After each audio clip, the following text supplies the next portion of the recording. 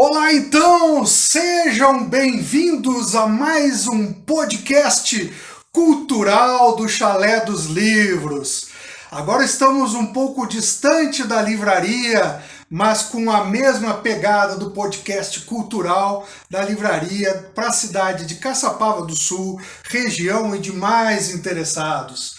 Avisando sempre que quem gostar, compartilha, divulga. Isso não é só da livraria, é trazer essas personalidades caçapavanas que trabalham na área da literatura, da educação, da ciência, da história e de vários outros segmentos culturais e que desenvolvem algo para a nossa cidade. Eu me chamo Juliano Torres, sou historiador e estou aqui para conduzir da melhor forma possível essas conversas, tá bem? Hoje estamos com Nicole Cunha, escritora caçapavana, escreveu livros e nós vamos falar deles. Um desses livros que ela escreveu, o último, que está na Amazon pela Autografia Editora, é Para Sempre Charlie. Sempre foi você, eu sabia disso, tá? A editora Autografia é um livro que fala sobre feminicídio, é um filme que fala de romance, é um livro que está dentro da literatura brasileira. Se eu disse filme, me desculpa. E ficção brasileira. Então, olha só, nós temos uma ficcionista na cidade, tá? É uma pessoa assim que eu fico muito feliz por eu conhecer um pouquinho mais, talvez, do que vocês, claro que outros conhecem, mas eu tenho um enorme carinho por essa pessoa, na medida que fui conhecendo através do tempo, e ela igualmente me conhecendo. Sim. Né? Eu acho que foi um jogo mútuo. Então vamos começar com aquela primeira pergunta filosófica que eu sempre começo, que é Nicole Cunha por Nicole Cunha. Quem é Nicole Cunha? Por favor. Eu sou uma pessoa, assim, brutalmente sincera e honesta, mas às vezes eu sou um tanto... fico bastante no meu mundinho, assim. Geralmente meu pai diz que eu vivo em Marte, nunca na Terra, e ele disse que vai fazer um livro chamado Nicole em Marte. Eu nunca tô na Terra, eu tô sempre em qualquer lugar. Eu tô em Nárnia, mas eu não tô aqui. Nicole, assim, ó, quero te dizer que é um prazer enorme tu estar aqui. Eu digo assim que esse podcast foi feito para figuras como tu, para a gente valorizar. Ainda mais uma escritora, ainda mais livro, e tem tudo a ver com a livraria. A gente traz pessoas de outros segmentos, outros convidados, mas tu é a pessoa para estar aqui no lugar da livraria.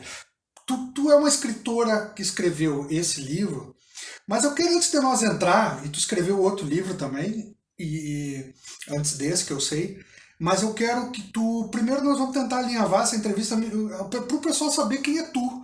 Tá? Uhum. A gente sabe, eu te conheço, eu sei que tu vive num mundo imaginário muito grande e que isso talvez seja uma carga enorme para te conseguir produzir, para te conseguir escrever, eu sei também que tu tem um podcast também. Sim. Né? Então eu quero que tu fale sobre isso, até pra gente colocar também, a gente divulgar isso também.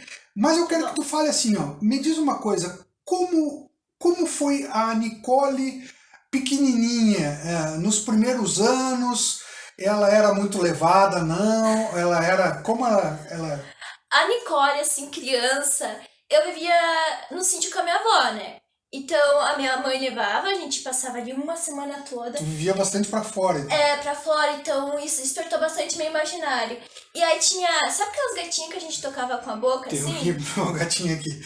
É uma gatinha. A gaitinha! É a gatinha. Ah, tá. Pensei que fosse gatinha. E aí tinha sempre muita música, era muito feliz, sabe? Tinha porquinho, tinha 20... Uma vez, gente, eu vou contar essa história. Conta.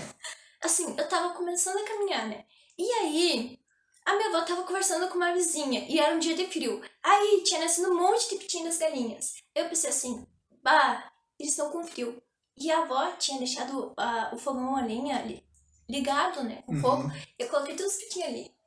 Pra se esquentar. De tamanha era a minha empatia pelos pintinhos. Tá, e aí aconteceu... Aí a vizinha acabou vendo que tava os pintinhos piando, a avó foi ver, os pintinhos estavam tudo queimados. Mas foi na boa intenção. Faleceu? Faleceu. Eu também entrava no galinheiro da avó, pegava os ovos das galinhas e fazia bolo com a minha irmã, com meu tio. E a avó ia procurar pra fazer bolo e não achava. A avó ficava pé da vida. As gatinhas também, eu tocava direto. E aí a minha avó, né, também não tava mais suportando, escondeu. Até hoje eu não sei onde que tá. Infelizmente o sítio hoje tá meio que abandonado e faz, sei lá, um século que eu não vou ver. A tua avó é viva ainda? Não, a avó Fátima, ela morreu com 51 anos e eu me lembro como se fosse hoje, Juliana. Foi uma das últimas vezes que ela foi. Ela disse assim, ela me abraçou, foi a única que ela abraçou de último e disse assim, ó, não dá trabalho pra tua mãe. E depois ela se foi, assim. E aí ela arrumou uma casa, ela fez um quarto pra nós, né? E arrumou as camas e tudo mais, e disse assim, olha, Vanessa, eu arrumei um quarto pras gurias, né? E se tu quiser vir... Só que meu pai é muito trabalhador, ele trabalha todo fim de semana, ele faz questão de trabalhar, então nunca tinha tempo. E no dia que ela tinha arrumado a cozinha, tava feliz a ser, ela deitou no sofá e deu um infarto nela e infelizmente ela morreu sozinha numa cama de UTI. E é por isso que sempre que eu vou fazer um livro, eu vou sempre dedicar pra ela, até porque foi ela que me incentivou na escrita, mesmo sendo analfabeta. E é por isso que eu tô fazendo faculdade de letras em prol, né? De toda... Isso aí tu não tinha me dito. Sim. Tu tava fazendo faculdade de letra? Eu comecei esse ano. Mas tu segue aquela ainda? Não, a administração eu parei, porque eu pensei assim, olha, como eu fiz no livro e eu comecei a ler, pensei que eu quero ser... Pois é, eu ia dizer isso há tempos, mas nenhum momento se tu me conhece, tu sabe que eu cortei aquele teu sonho. De outras coisas, tu sabe que nas nossas conversas, tu sei, né, eu só... Sim. Mas eu achava que não era, mas era o que tu queria fazer, assim, né? Ó, eu tenho pra quem não sabe, a Nicole trabalhou no Chalé dos Livros também. E depois é bom que tu conte como é que foi chegar no Chalé dos Livros. Sim, Depois. Agora termina essa história aí da...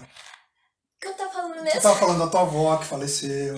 Por isso que tu faz um livro pra ela. E assim, olha, gente, a minha avó era analfabeta, né? Então ela foi expulsa de casa muito cedo porque engravidou, teve toda uma questão de machismo, né? Então, por parte materna, assim, não teve nenhuma mulher que tô quebrando um ciclo, né? Porque a maioria não fez faculdade, não teve alfabetização adequada, e às vezes nem meu avô teve. Então, a minha mãe aprendeu na escola, e pouco que ela aprendeu entrando, sabendo, foi a minha avó que ensinou o básico, né? Assim, a minha avó vinha no final de semana, e como eu não sabia ler, e eu não sabia que ela não sabia ler, ela trazia livrinho, tipo da Barbie, né? Eu sou muito fã da Barbie. Eu sei que eu tenho 20 anos, mas... Tá sendo... Tá lançando... Agora é só pra dar um corte, né? Mas é bom também culturalmente pra gente falar. Eu tô mais ou menos... Eu não sei por que às vezes eu fico lendo essas coisas, mas eu sei que tá sendo lançado um filme agora da Barbie. Tá sendo lançado. E qual era a discussão? A atriz, eu até não me lembro o nome, mas é uma loira muito linda, assim. E o ator é um cara que fez filme de comédia, de ação, é o Gosling, acho que é uma coisa assim. Sim. E Ryan Gosling, acho que é uma coisa, não me lembro, não sei a pronúncia direito. E eles estavam discutindo porque ele que tá fazendo o Ken, ou o Bob, não sei. O Ken. Ken, eu sei que teve a Suzy que tem o Bob, né? E a Barbie que tá correto, tá. Então ele tá fazendo o quê? E ele tá recebendo o mesmo valor, a discussão que tá tendo em Hollywood, é que como as coisas, o que acontece? A Netflix, os streams hoje, eles estão, para baratear os filmes deles, eles estão fazendo filme na Europa, com outros atores, que não são atores de Hollywood, que são muito caros, não é a mesma produção hollywoodiana, então a Espanha faz filme, tanto é que tá aí o seriado Casa de Papel, a França faz filme, tanto é que atores como Lupin, e vários, então quer dizer, vários países têm feito filmes e atores, inclusive os brasileiros, né? Inclusive o Wagner Moura fez parte agora desse último filme lançado pela Netflix, que é um filme de ação, que tá esse cara mesmo, o Gosling, fazendo um filme de ação. Ele é e ele tá fazendo o Ken nesse filme da Barbie, que vai ser lançado. E se eu não me engano, o salário deles é 2,5 milhões de dólares. O dela E o dele é o mesmo salário. Sim. E aí o pessoal tava conversando, por que, já que o filme é Barbie, ela deveria receber mais do que ele, porque o ator principal, na verdade, a atriz principal é ela. Sim. É uma mulher. E por que o homem, né? Por que ele tá. Porque, embora ele seja um bom ator, seja famoso, por que ele tá recebendo a mesma coisa, já que ele é a segunda pessoa no filme? Então essas discussões tanto do teu livro, com o que tu vem falando da tua avó, as questões de feminicídio, essas coisas, tu foi muito. Não é a forma pejorativa que eu vou falar.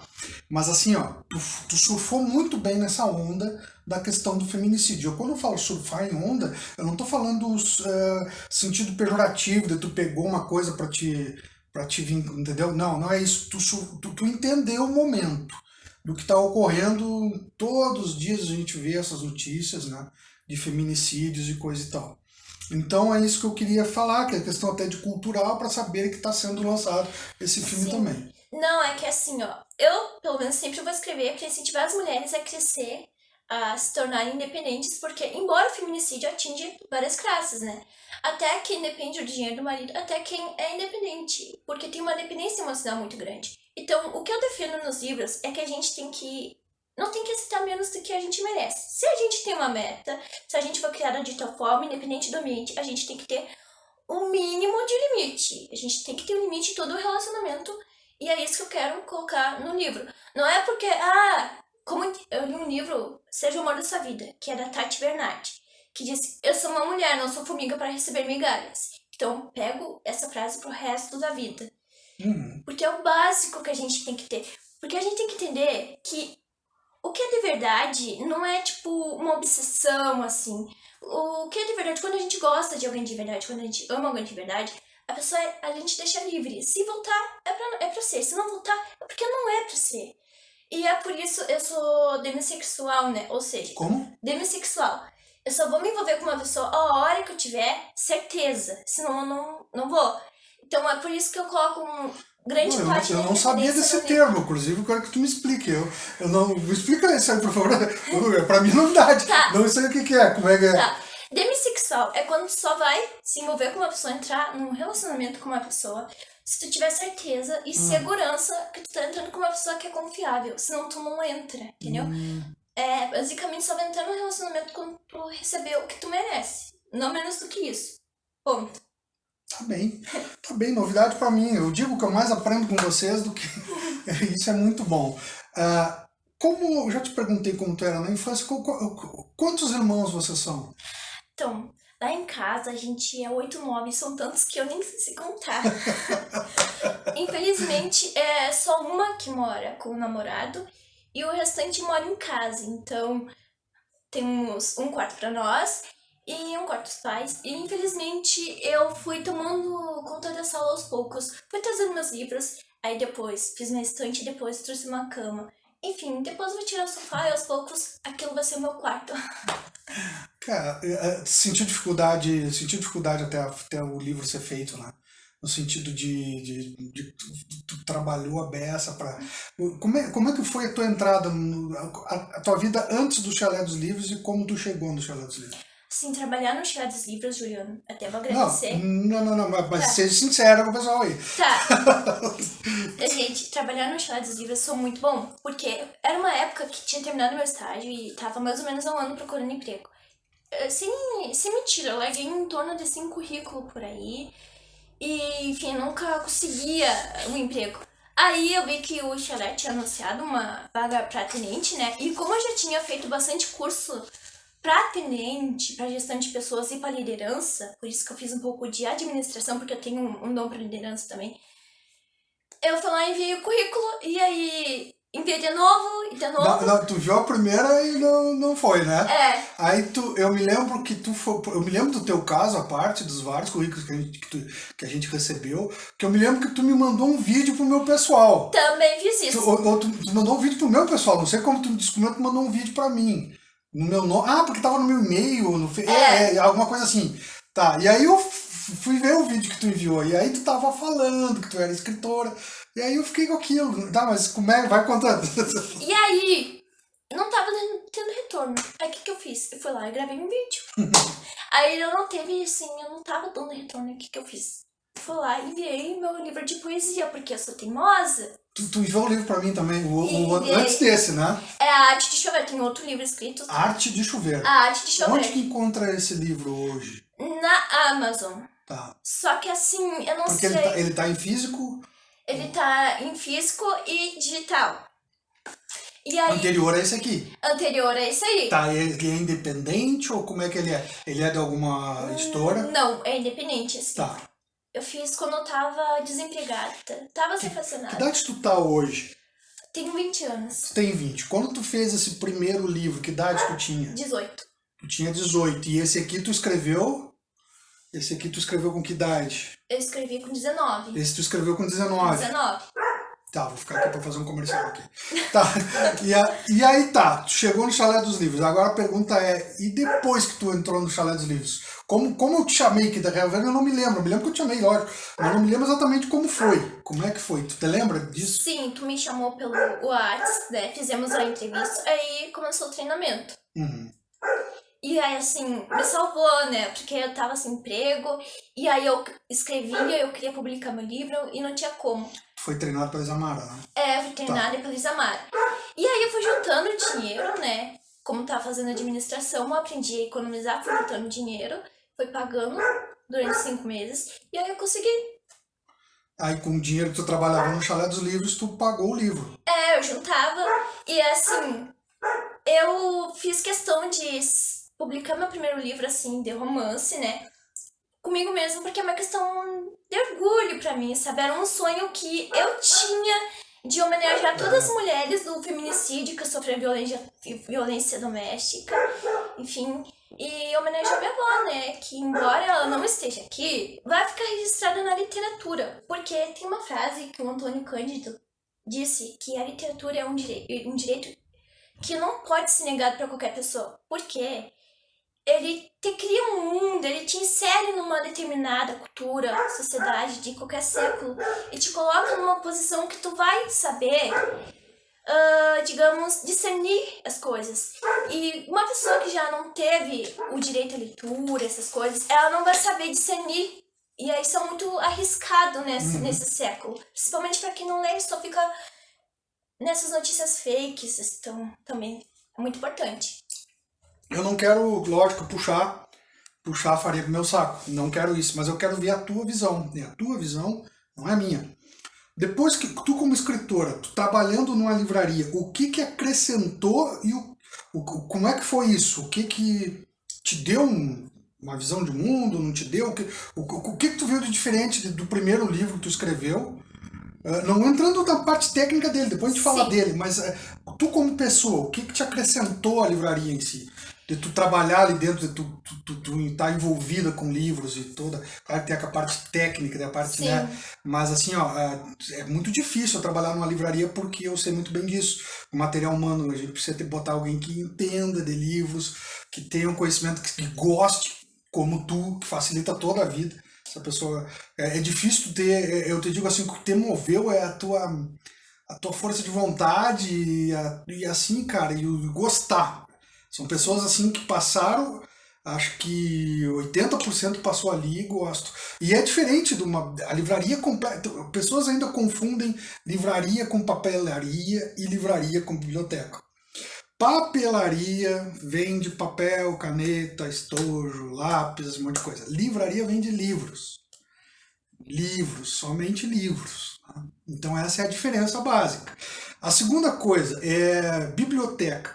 Na biblioteca, os livros são expostos de uma determinada forma, que apareça a lombada, tem que ter um nome de série, tipo, é diferente da livraria, em que tu sabe muito bem disso, talvez mais que eu, trabalhou diretamente na linha de frente, eu também, mas tu muito mais que eu, tu sabe muito bem que o livro é a capa, as pessoas têm que enxergar a capa para a maioria das vezes a pessoa compra enxergando a capa.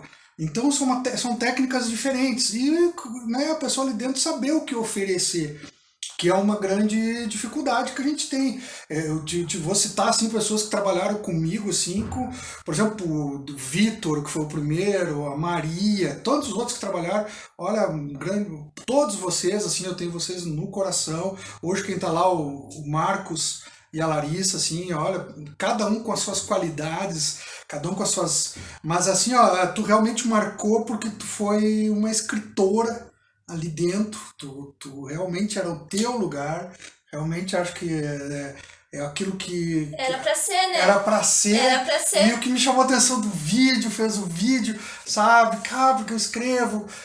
E assim, eu disse, pá, mas vamos, eu acho que vamos lá. Aí eu me lembro que eu me lembro mais ou menos assim que cara, vamos ver essa menina do filme aqui, porque eu achei estranho tu se expôs assim, de peito aberto, sabe? E isso é. E ali dentro tu sabe que esse mundo dos livros, inclusive, tu tá trabalhando nesse Para Sempre Charlie, sempre foi você, ou eu sabia disso, um livro de ficção, onde que a ficção literária hoje está sendo muito bem, inclusive a maior autora hoje no Brasil, o primeiro livro é dela, em 2022, vendido, e o 10º livro é a Colleen Hoover, que tu deve conhecer, lógico, Sim. e o pessoal compra direto os livros dela. E ela exatamente uma mente fabulosa, ela tinha escrito livros antes. Eu me lembro de uma trilogia, só que ela trabalha muito com essa questão de podcast também para trazer os autores. Sim. Trazer os autores, trazer os seguidores, né? E isso ajudou a difundir. Eu vendia uma coleção dela, uma trilogia, que era, não me lembro o nome, era um Shaman, uma coisa assim. Acho que até tu passou lá uma trilogia preta, num box preto. Foi sim. ela que escreveu aquele ali e depois escreveu vários outros. Mas a tua cabecinha, o teu imaginário, que eu acredito que ajudou um monte para te fazer esse livro. Tu te baseou em algum fato real para fazer esse livro? Porque assim, tu utiliza um personagem, Charlie é um nome inglês que tanto dá para ser para menina como para menino, Sim. né? E aí depois tu usou o Fernando, que é o isso é o que eu quero te perguntar, tu usou um nome brasileiro, por que o Charlie, esse nome Charlie, e por que por que esse tema de feminicídio junto com romance? Assim, foi baseado numa história real que eu pesquisei. Real? Era uma... Eu fiz uma fase de pesquisa, né, do feminicídio durante os 4 meses. Esse Bastote Valentina vai ser um pouco... Eu alonguei para 2 anos, né? Mas, enfim, eu pesquisei. É uma história com fatos reais. Realmente existiu. A guria foi o ex-namorado que matou a mãe dela.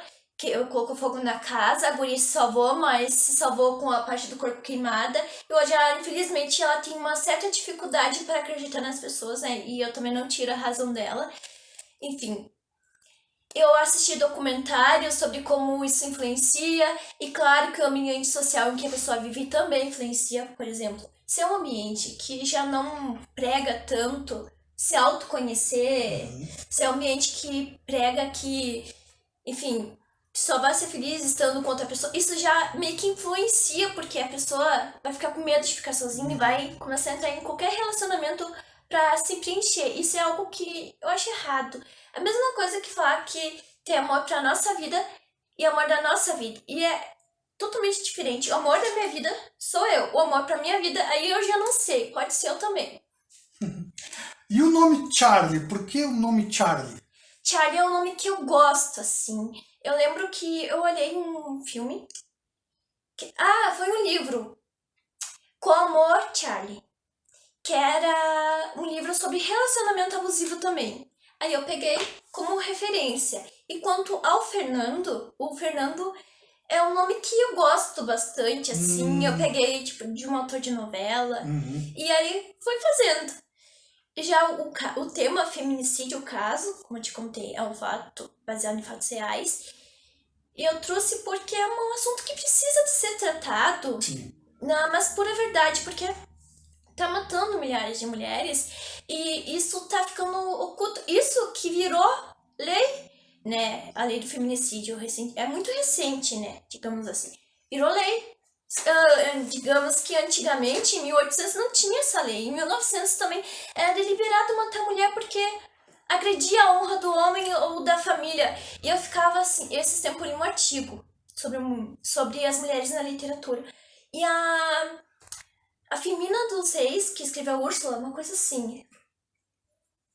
Ai, eu não sei. É aquela que escreveu a Úrsula. Não me lembro agora a autora mesmo. Se eu não me engano, só sei que o sobrenome é dos Seres.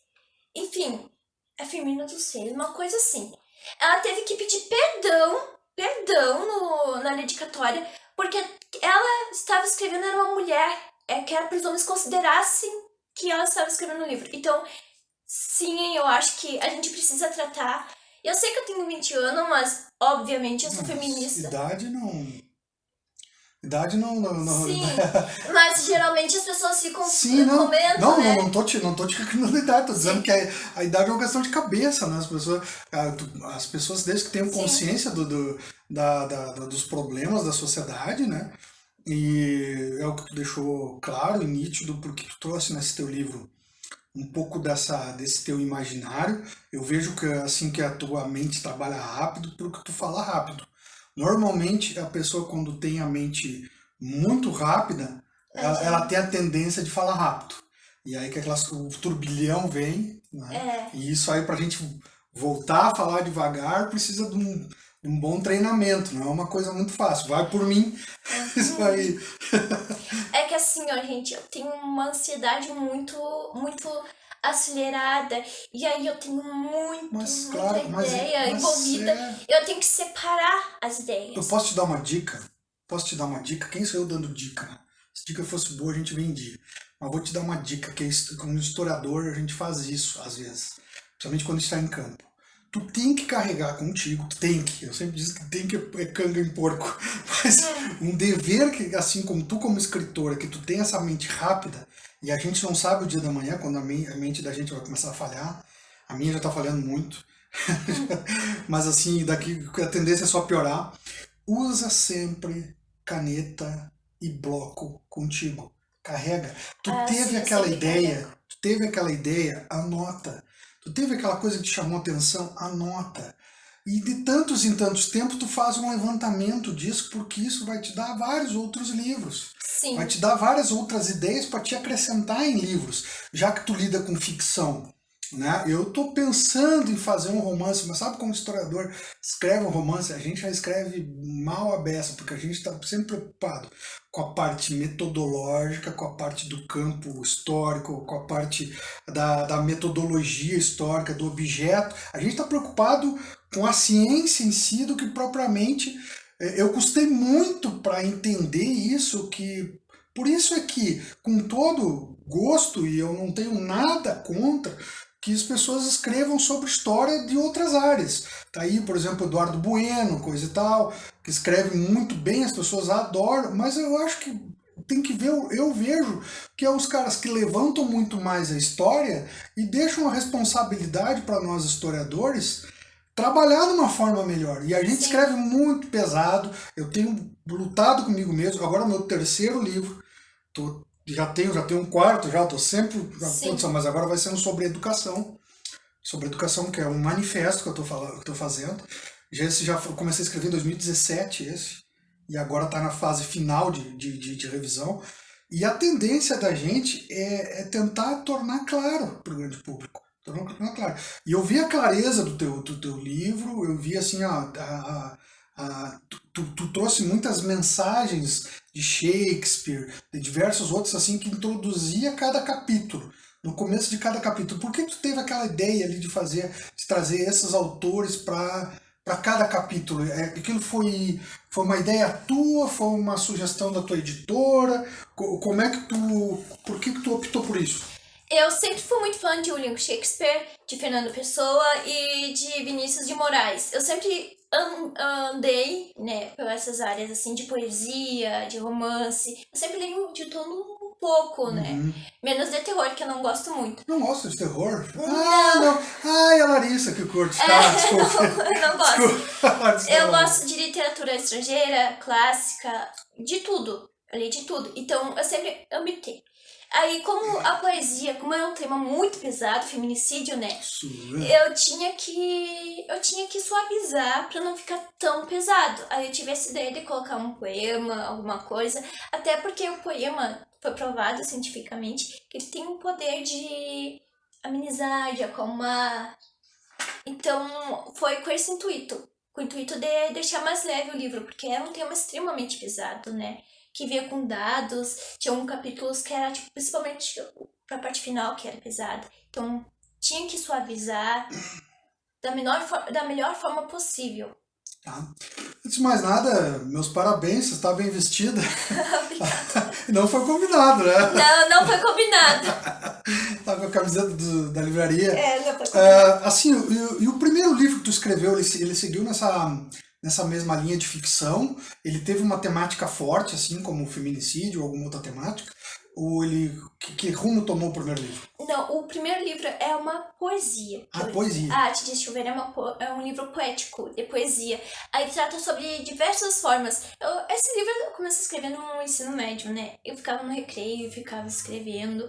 E aí eu tinha uma necessidade... Pior que meu pensamento é muito acelerado. E eu leio uma coisa e já vem 10 frases da minha cabeça. Eu preciso escrever, eu preciso colocar no papel.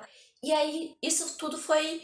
ideia que eu tive, também minha irmã escrevia, mas... Enfim, é que eu sou muito fã do Fernando Pessoa, né?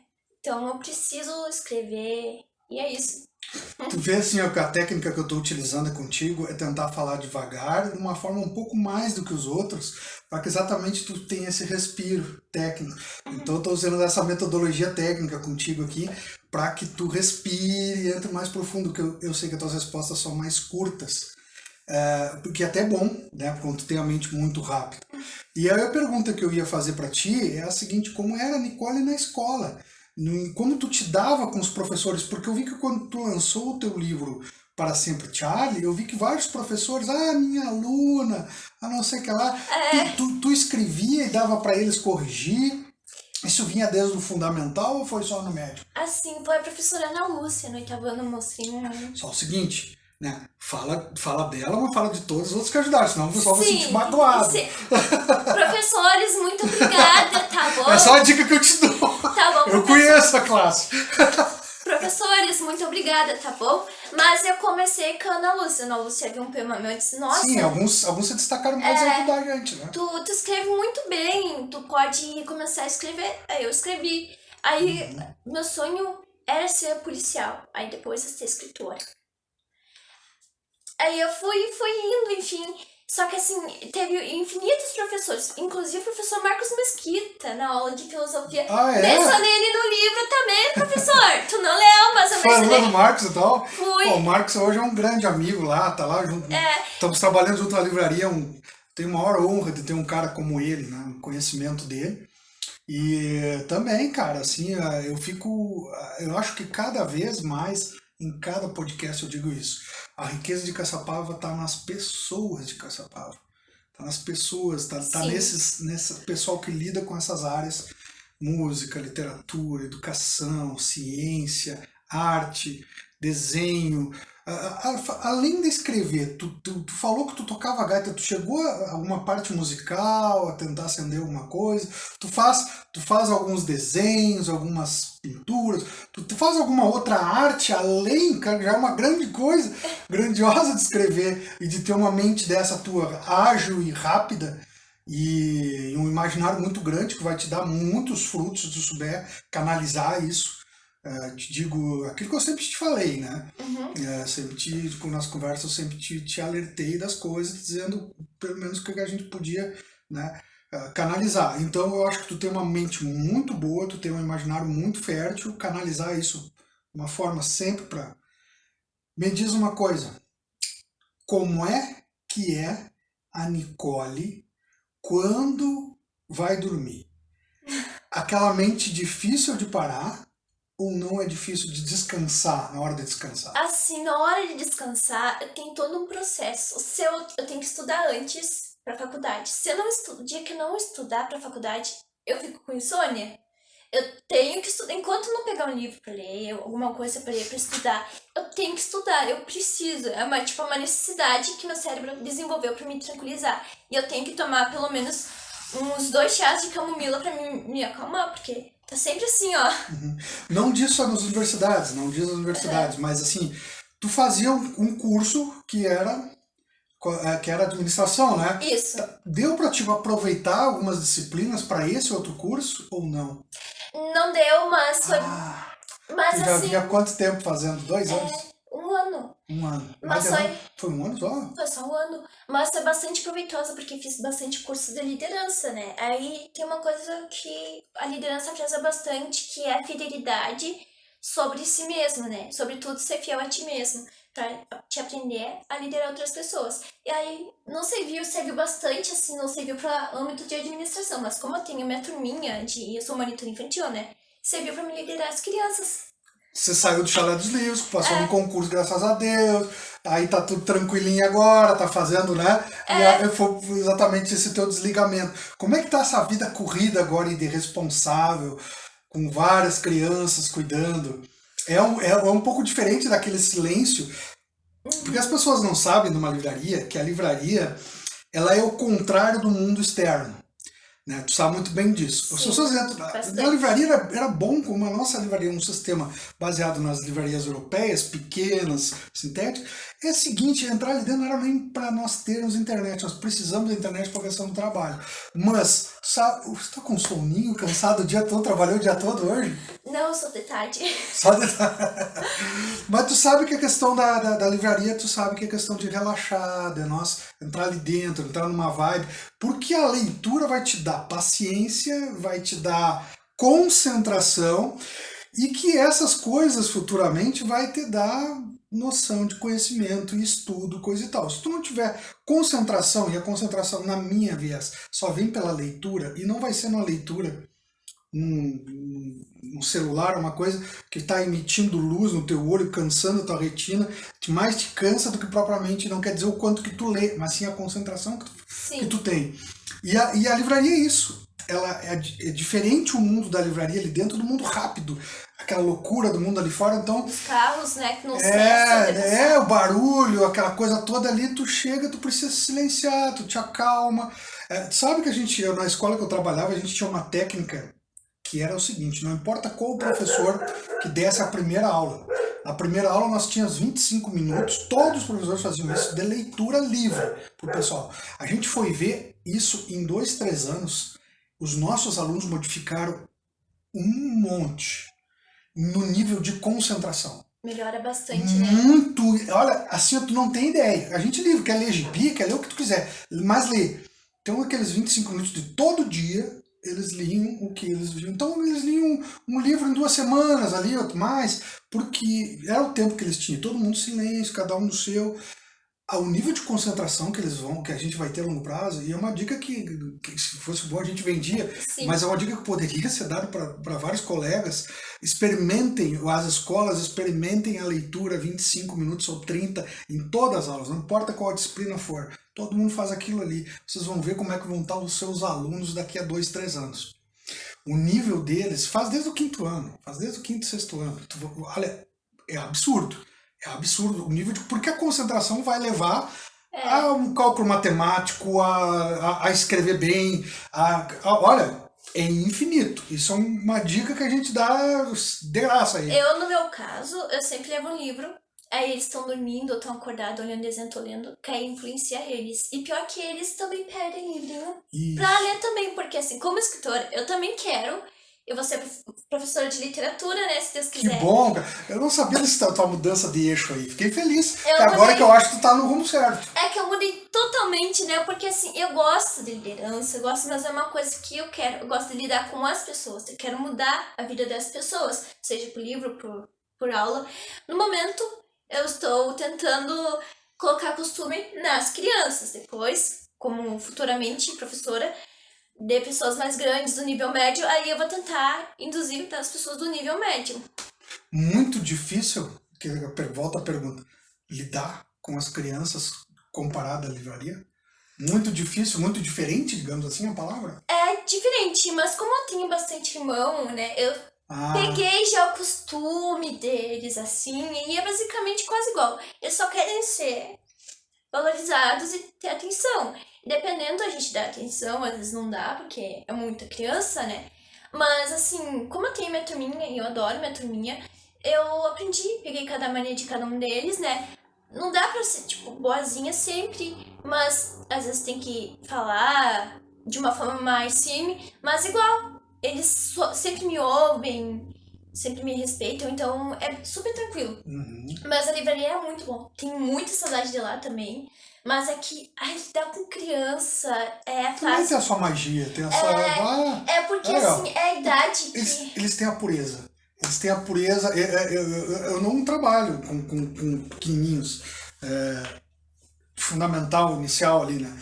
Mas, assim, às vezes, sabe que eles têm a pureza, eles não têm a loucura que a gente tem no mundo de hoje, essa loucura, essa mente que a gente precisa para pagar boleto, trabalhar para pagar conta, ver como é que tá as coisas, né? A gente não tem, a criança não tem, ela tem esse mundinho dela que eu acho que é um mundinho muito joia. E depois que cresce a coisa... Mas vamos voltar a Nicole. Então a Nicole, nós estamos descobrindo a Nicole devagar, a Nicole já está num outro sistema, já está numa outra, numa vibe de letras. Olha aí, acho que agora a coisa vai. Tu tá escrevendo mais alguma coisa? Eu terminei uma antologia poética, iniciei outra, e agora estou num projeto do livro Boa Sorte Valentina, que eu vou tratar sobre guerra e feminicídio. Como eu falei... Feminicídio de novo? Não é feminicídio, é suicídio. Ah, suicídio. Meu Deus, peraí, vou reformular. A Boa Sorte Valentina vai tratar sobre guerra e suicídio, mas Suicídio. vai se passar no Rio Grande do Sul, porque a guerra Impacta. impacta, né? Todo o ambiente, assim, todo o mundo, não é só uma região, porque soldados do Brasil, né, foram para a Segunda Guerra Mundial. Ah, Segunda Guerra Mundial. E também tem isso, eu preciso Vou fazer tratar. aquela pegadinha, não vou fazer pegadinha. Qual é o ano da Segunda Guerra Mundial? Foi em 1939 a 1945. Aê! Aí, começou a Segunda Guerra Mundial quando? 1939. Mas começou como? Com a invasão da Alemanha num país, se eu não me engano. Polônia. Tá. Essa aí também, certo. Eu pesquisei no livro do Muito bem. Augusto Cury, que é o Colecionador de Lágrimas. Eu fiquei literalmente em depressão, porque eu estudei a mente de Hitler. Eu tive que estudar cada detalhe da mente de Hitler. E o que mais me chocou é que, infelizmente, eu vi esses sinais na sociedade brasileira. E eu fiquei tipo, nossa, mano, sabe? Me deu vontade Tu sabe algumas características do Adolf Hitler? Assim. Vamos lá. A gente tá aqui o tempo pra isso. Vamos ver se tem um pessoal... O Adolf Hitler, ele era vegano. E ele tinha um cachorrinho, né? Ele tinha cebola. Sabe qual é a nacionalidade dele? Eu sei. Deixa eu me lembrar. É húngara, né? Austríaco. Austríaco-húngaro. Uma coisa austríaco. Assim. Na verdade é austro-húngaro, sim. Mas sim. Austríaco. Outra coisa, tu sabia que ele era artista? Inclusive ele tinha... Ele era pintor. Ele tinha paixão. Ele tinha paixão, assim, por histórias infantis e desenho da Disney. Especialmente o Mickey, né? Ele era fascinado pelo Mickey. Só que assim, ó... Ele é o tipo de pessoa que eu vou te dizer assim... Ele fez o ensopado de domingo para recuperar a economia da Alemanha. Aí conseguiu. É aquele tipo de pessoa que fazia algo bonzinho, assim, digamos, para passar de bom, e depois por trás fazia algo totalmente cruel. Para as pessoas dizerem assim, não, ele é um cara super de bem, jamais faria isso, entendeu? Meio que ele tinha um poder de persuasão enorme, assim, que ninguém tem noção. Só que, por mais engraçado que seja... A Alemanha foi a que mais consumiu cocaína na Segunda Guerra Mundial. Assim, era horrível, né? E os soldados sempre pareciam, assim, imbatíveis. Só que depois ele foi perdendo porque tava causando ataque cardíaco, essas coisas. E o Hitler tinha um poder de convencer as pessoas que se tu não fosse da Alemanha, tu até entenderia. Alguma coisa se vivesse em uma semana ali. Mas se tu fosse tipo de outro país, tu via, entendeu? Tinha que viver pra ver ali aquele lugar. Posso dar alguns pitacos assim, já que nós estamos falando? Muito legal esse estudo que tu fez, que vai talvez te ajudar ou não, mas assim, a Segunda Guerra Mundial, ela acontece devido à Primeira Guerra Mundial. Tá? Sim. Na Primeira Guerra Mundial, a Inglaterra, a questão toda econômica, logicamente, enxotou a Alemanha para um pequeno, tirou territórios, perderam territórios como a Alsácia e Lorena, vários outros territórios ali que faziam parte do antigo Império Austro-Húngaro. Sim. E aí, graças a um tratado, a Alemanha ficou desse tamanho. Então, logicamente, sofreu um embargo econômico. A mesma coisa com o embargo que Cuba sofreu dos Estados Unidos, em que Teve uma ninguém crise comprava econômica muito e grande, dividia. né? Isso. Então, as pessoas, às vezes, uma família dividia uma batata para 4 pessoas, porque era o que tinha. Então, a Alemanha se abraçou no primeiro maluco que apareceu. Esse Partido Nacional Socialista Alemão, que é o Partido Nazista, na verdade, de socialismo não tinha nada, porque a gente, não importa como os dias de hoje, a gente tem que ver a praxis, como os partidos são na praxis, não na cartilha. Cartilha é outra coisa, né? Então, o que aconteceu? A Alemanha fez alguns pactos, pacto, por exemplo, Ribbentrop-Molotov, que era a questão da Rússia, que é o grande problema, de não agressão. Quando a Rússia se deu conta, a União Soviética se deu conta, a Alemanha botou ali vários exércitos ali e invadiu a Polônia, começou a invadir tudo que é lado. Essa ideia do Hitler, e que tu falou sobre a questão da cocaína, não sei, tem no livro do Augusto Cury isso? Eu não sei Não, se eu só pesquisei por fora. Eu pesquisei literalmente uns detalhes mínimos. Tá, tu sabe que várias coisas aparecem assim na Alemanha, porque a guerra ela traz coisas ruins, logicamente, mas ela traz muita inovação tecnológica. Aspirina aparece na Segunda Guerra Mundial. A Fanta laranja, que era um suco que... Por que aconteceu? A Alemanha passava no meio do gelo, as botas encharcadas, então precisava um super suco de vitamina C para não dar gripe nos caras. Então começa a surgir essas empresas Bayer, e aí surge isso aí, que é o quê? Os soldados precisavam ter força, e o uso da cocaína começou a ser usada realmente. Então os caras não paravam nunca, corriam para um lado para o outro, não ficavam quietos no minuto, que é o efeito que a cocaína dá, que se dizia que um soldado alemão tinha a força de 3 ou 4 soldados. Por quê? Porque eles estavam à base de anfetamina, à base de drogas pesadas. Então foi assim, mas entrou na guerra com 50 submarinos, por exemplo, comparado à Royal Navy Force, que é digamos assim, a frota naval inglesa. Então foi uma dificuldade. O Hitler escreveu um livro chamado Mein Kampf, que se diz Minha Luta. Foi durante o tempo que ele esteve preso, não foi? Isso. Mas sabe que ele começa a ter essa questão do discurso dele, que era bem um discurso populista. Esses discursos de um regime totalitário, né, de direita, que a gente diz. O que é direita e esquerda? Direita e esquerda se diz porque graças à Revolução Francesa. São o pessoal que sentava do lado direito, era um tipo de partido, e o pessoal sentava do lado esquerdo. Girondinos, não é? Isso aí. Eu não quis acrescentar uma coisa, senão ia enrolar mais. Mas os alemães, então, se abraçaram no primeiro maluco que apareceu. E ele colocava na mente dele que os caras que dominavam o mundo eram judeus. E achava que o Stalin que era o comandante da União Soviética, tinha família judia, achava que o Churchill da Inglaterra tinha família judia, achava que realmente poderiam ter, mas isso aqui, entendeu? Não vai ser a etnia da pessoa que vai definir a pessoa. Mas ele dizia que os judeus estavam tomando conta não só da imprensa, que realmente tinha um poder muito forte, mas tomando conta do poder econômico. E também com o Roosevelt, né? Então, a Alemanha vai entrar nessa guerra querendo espaço, que chamava espaço vital, utilizando uma técnica chamada Blitzkrieg, que é a guerra relâmpago, atacar de qualquer jeito, depois incorporar, incorporar. E o Hitler vai ser interessante, porque ele vai perder ele vai se ligar com alguns malucos ali, ó. E todos eles vão fazer parte, Nicole, de uma sociedade secreta chamada Thule. Tá? Que é a Sociedade do Sol Negro. Se tu for ver a suástica, na verdade ela não é suástica, ela é uma sovástica. Ela tá pro lado contrário. Ela não é suástica, nunca foi suástica. Esse é um grande erro que a história diz. Na verdade, aquilo ali é uma sovástica. Que se for ver ela em forma girando, uma atrás da outra, ela vai formar um sol negro. E a Sociedade do Sol Negro era onde que estavam esses alemães. E ali eles estudavam essa técnica de persuasão, de hipnose, que alguns gurus aí começou a aparecer pelo Brasil, até nos Estados Unidos. Um acabou falecendo faz pouco. Sim, aí. Principalmente os o Olavo de Carvalho, né? Era utilizado como fonte de informação. Aí tem as espiãs, aquelas. Mas isso aí vem desde a época das cortesãs. As cortesãs, que na Idade Moderna elas eram hábeis não somente na arte do sexo, mas na arte de falar várias línguas, a saber lutar com armas, espadas principalmente, facas, adagas.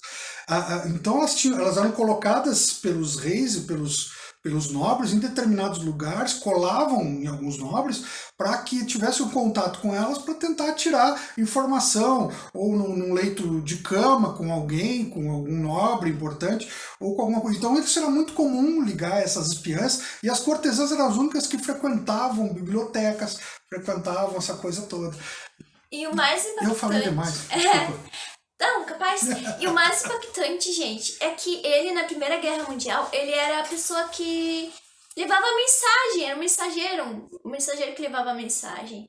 Só que os pais dele não tinham uma tendência a ser, tipo, que nem ele, entendeu?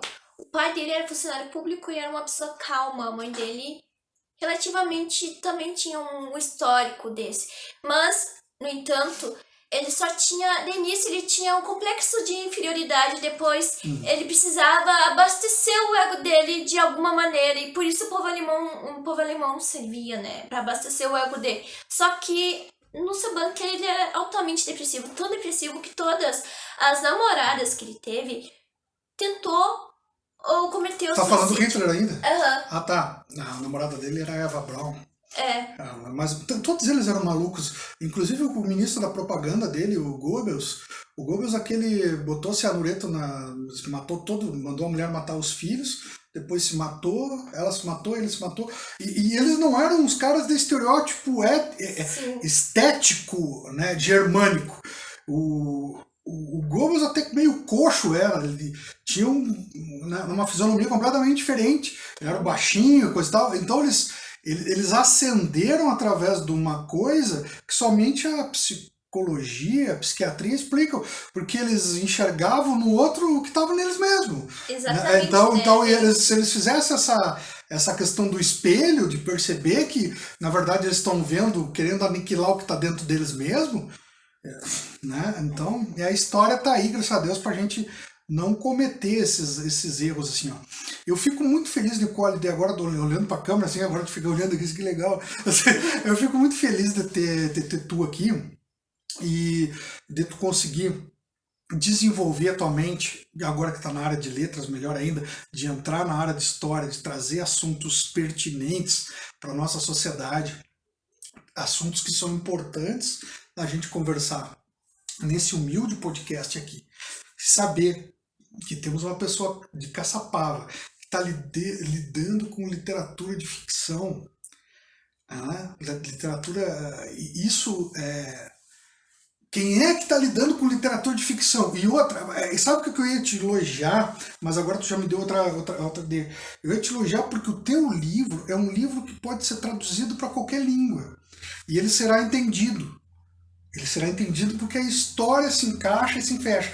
Quando tu trabalha de uma forma regional, aquela coisa muito barrista, não é que não seja importante, não é que não, mas o impacto é outro. Porque vai ser, se a gente pensar, se for ser traduzido para outro lugar, será que vai ter a mesma dimensão? Não terá. Né? Porque não será, pode até ter, mas não será entendida, compreendida. Então, eu acho que tu é um dos grandes nomes hoje, talvez, acho que, não sei se mais alguém está lidando com literatura ficção, acredito que não. Se for, se apresente, por favor, vem aqui, estamos convidando outras pessoas para vir para cá, por toda semana, muitos vão ser convidados ainda, que a gente não conseguiu falar, vai ter espaço para todo mundo, vai ver 2 vezes, até não tem problema. E eu fico feliz porque esse podcast é para pessoas como tu, Nicole. Eu volto a repetir isso, para dar um impacto, saber que tu tá te preparando para novas obras aí. E no momento que tu levou uma obra dessas, feita por ti, para outros lugares, vocês estão vendo ao contrário porque a câmera está ao contrário. Mas, ó, o livrinho. Tu tem alguma coisinha para falar esteticamente sobre o livro? Sobre o que tu modificaria nele pro próximo? Se tu pudesse opinar, o que tu faria de diferente nele? Assim, eu não mudaria nada nesse livro, porque eu pensei estritamente nesse livro. E uma curiosidade, Juliana, quando eu fui digitar esse livro aí, tava quase na última página. eu apertei um botão e apaguei ele tudo. Então eu tive que reescrever ele. Então, de tão atenta que eu... Olha, gente, eu sou pior que isso, entendeu? Eu sou mais distraída que isso ainda. Ó, Aí eu tive... no mínimo 2... O lugar que tu tá trabalhando e no mínimo mais 2 pendrive ou 2 lugares pra estar os teus arquivos. Isso é um... Faz sempre Erro isso. de iniciante. Faz sempre isso. O lugar que tá digitando, no mínimo tem que ter mais 2 lugares. Não só nuvem, tem que ter mais 2. E outra coisa, não sei tu, eu digo pelas minhas referências, do que eu aprendi com os caras que, principalmente o Lauro de Brito Viana, falecido professor da USP, que foi o cara que, graças, se eu sei alguma coisinha de história, 50% eu devo a ele, porque foi o cara que sabe, que diz assim, tu tem que estudar no mínimo 6, 7 horas por dia, tu tem que ler 6 livros em 15 dias, tu tem que fazer fechamento. Então foi o cara assim que eu devo muito a ele. Devo muito. Lauro de Brito Viana foi o meu primeiro orientador. Nota 10 da USP, tomo de 3 livros falando sobre século XIX, economia de Rio Grande, do Porto de Rio Grande, falecido por causa da maldita diabetes, e eu devo muito a ele. Eu tinha que falar, e ele me dizia uma coisa: Juliano, quando escrever, usa uma coisa chamada gaveta. Gaveta é a melhor coisa que tem. Não tem o que eu possa te dizer, nem que ninguém possa te dizer. Se tu escreve, bota numa gaveta. Daqui uns dias, ou daqui uma semana, daqui um mês, que nem o caso que eu fiz desse livro agora que está supostamente saindo aí, que eu escrevi em 2017, estou reformulando ele todo, para agora já está na parte de revisão. Gaveta. Tu vai ver quanta coisa, sabe? Poderia acrescentar, mudar, e é isso. É isso. Eu não sei, esse é o segredo que ele me passou. Gaveta. Usa a gaveta. Bota lá, deixa parado, depois tu vai ver as porcarias que tu escreveu.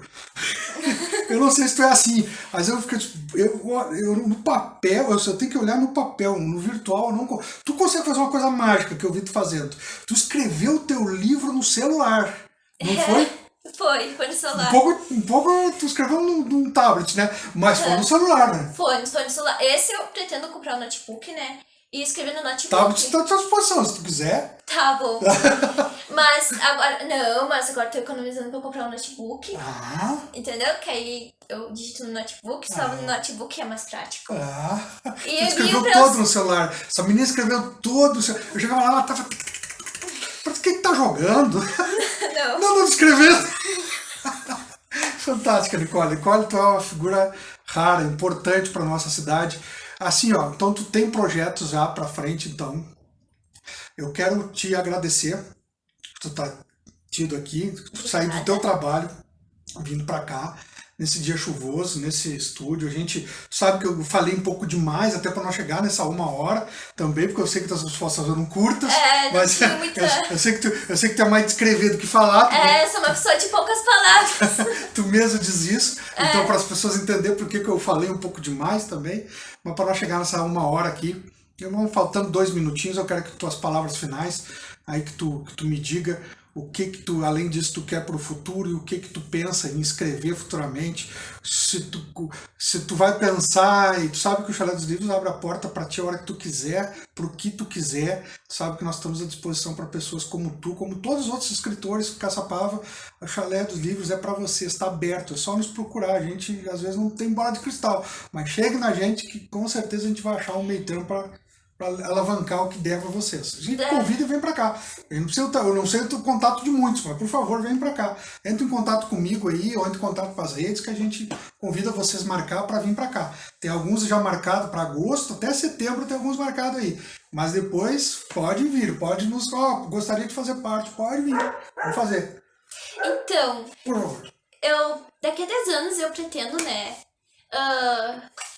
alguma editora me contratar, ou eu mesmo, sei lá, quero viajar para os Estados Unidos, fazer um curso de inglês, descobrir novas culturas, quero ir para a Itália, aprender novas línguas. Mas eu quero sim ter publicado um bom número de livros, né?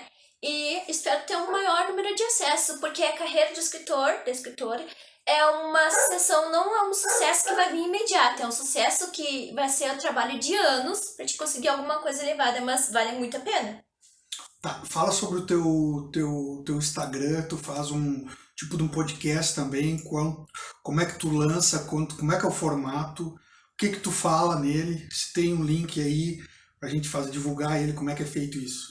Bom, no meu Insta, que é Nicole Maciel da Cunha, ou Nicole Maciel da Cunha, ou Nicole Maciel, eu falo sobre o processo de criação dos meus personagens, como que eu faço pra criar.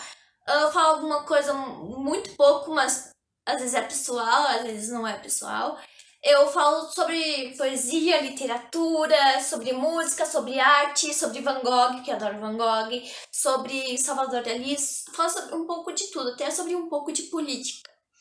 E tu não me respondeu naquela hora. Me diz uma coisa, tu lida com alguma coisa de música, de pintura, de alguma coisa ou não? Eu desenho bastante, assim, eu desenho e eu quero aprender a pintar quadro, né? Porque eu tenho um dom, assim, especificamente pra arte, entendeu? Eu gosto de dançar também, eu tenho um dom pra dançar, eu tenho um dom pra pintar, pra escrever.